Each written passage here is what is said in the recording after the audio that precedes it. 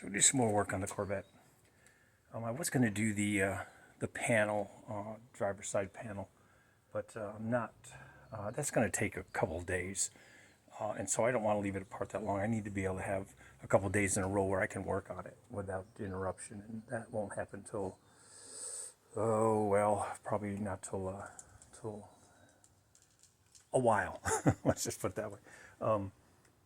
So last time we did the tops, and I'm going to reinstall the tops for in here.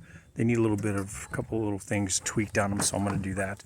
But I think what I'm going to do today is we're going to take the rest of the top pieces off and get those cleaned.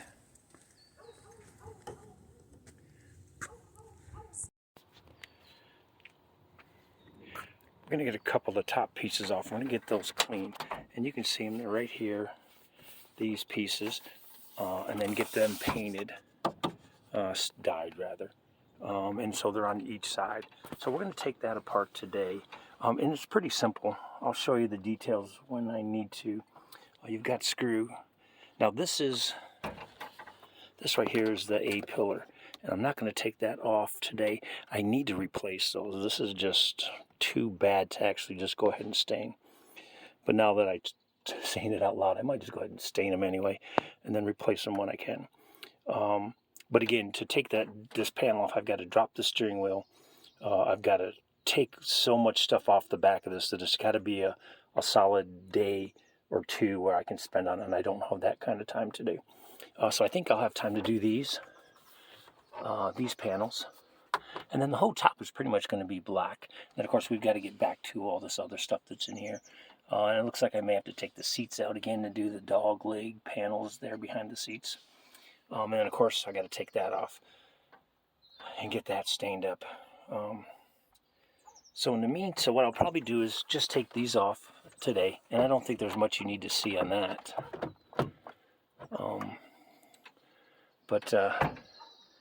I'll show it to you when I get it all off. It's just a bunch of screws, and if I run into any issues, I'll put them up on the video. All right, so we're working on taking these pieces off. I just wanted to also show you underneath here. There's a whole set of screws, and they all have to come off as well. And what I noticed is a couple of the screws have some rust, and so I'm wondering, so that means there was probably some leaking somewhere at some point. I mean, it doesn't leak now, but I haven't had it real hard rain. It's usually covered when it's raining hard. So we need to, I need to take a look at it, and I'll show you that picture of what's underneath there when I get these all the way off. Just one more strange thing that I noticed. If you look over there, you see that pipe right there.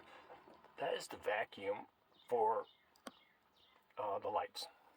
And there's a I've showed you this before. There's a little bracket that comes down there that supposedly if you pull it or push it, it keeps your lights up. Well, of course, I turned the car on today and just let it run for a little bit, and before you know it, I hear this hissing, and of course that's vacuum, so it needs to be sealed. So I plugged it, and one of my lights popped up on the passenger side. So that tells me that somewhere there's a problem with that connection to the little device that's down to the lever, and that one of the bellows, I'll call them bellows, vacuum bellows for the passenger side light works fine because it stayed up. So I need to check that out a little bit. The driver's side didn't go up at all, so I imagine that that's going to be a replacement, but we'll see. I think the kits are cheap, so I'll just replace both while we're doing it. All right, so I've got this off, and you can see this is where it went. You can see that's all looks really good. There's really no real huge issue there. This looks like it's missing screws.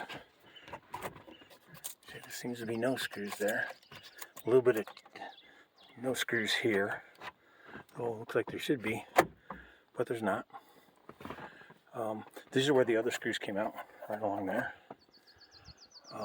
So this piece is going to come off, the T-bar is going to come off real easy. You can see the tape here that they had, original tape that they had to hold the wires to the center backup light, or backup mirror. So that comes off pretty easy. So now I'm going to come back, I'm going to tackle this piece here. The only real concern with taking this one piece off is it comes underneath here and it's very, very thin. I'll show you that in a second here.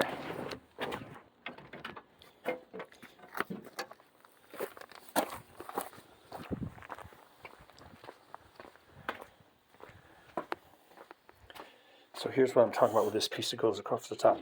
By the way, I got to capture all those numbers. It's very, very thin. And it's cracked, but not all the way through. It's pretty solid. So I'm going to see if I can't hide the crack a little bit when I clean this. But you can see here's where the rust is. Not much. Actually none, so I'm wrong about that. But a lot of gunk. So we'll go take care of that because this is all, there's no metal here. I thought there was a little bit of metal in here, but there's not. Let's see. Take a look at the numbers. 1975 piece. Looks like it's made in Canada. Can't see what all that says. Royal. Don't know, Ontario maybe. That's the only note on there, so we'll have to clean that up. One of the screws didn't come all the way out. So we'll clean that up and get that painted. Right now I'm going to go take off the rest of the stuff.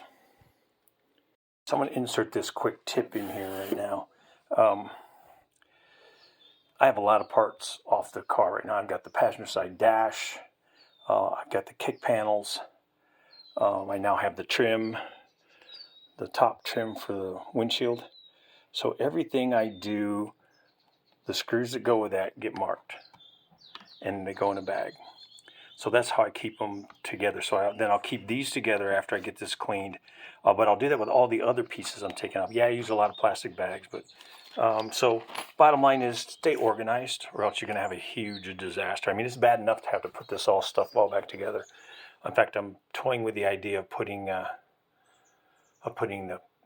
passenger side dash back together, even though they don't match. But I don't like having it apart and too many pieces out, so we'll get to that eventually.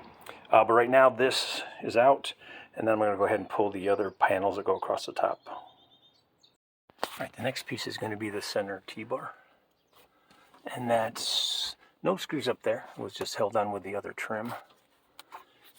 This one has two here. We'll pull that off, and then I'm going to pull this one off, and then that one off. Hopefully you can see that. And I'll show it to you again a little bit.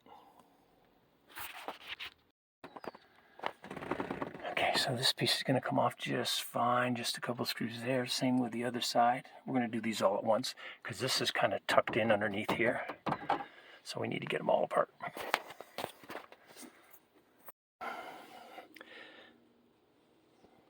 Okay, so now you can see where that comes off. Hang on, I got this tarp on here to keep a little. And then this is about to come off. And we just release the other side over there. Alright, so when the T-bar trim came down, well, it actually fell. I noticed these on each side, middle and each side, and they correspond to